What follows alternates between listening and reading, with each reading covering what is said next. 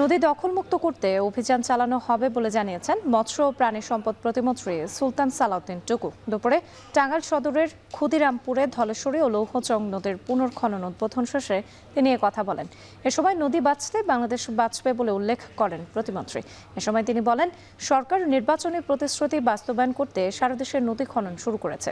নদীর গতি ফিরিয়ে আনতে এই কার্যক্রম চলবে এবং কেউ যদি নদীর জায়গা দখল করে প্রশাসন সে ব্যাপারে ব্যবস্থা নেবে বলেও জানান তিনি আরো বলেন, বিগত ফ্যাসিস্ট সরকার আর এই সরকার এক নয় উল্লেখ করে তিনি আরো বলেন, সরকার জনগণের ভোটে নির্বাচিত, কাজেই তারা যা বলছে তা অবশ্যই বাস্তবায়ন করবে।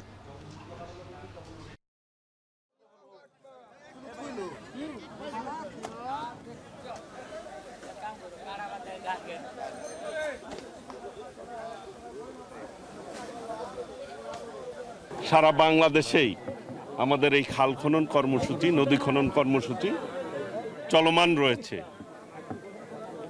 কাজে আমাদের নির্বাচনী যে প্রতিশ্রুতি অনুযায়ী মাননীয় প্রধানমন্ত্রী সেই অনুযায়ী উনি পদক্ষেপ নিচ্ছেন।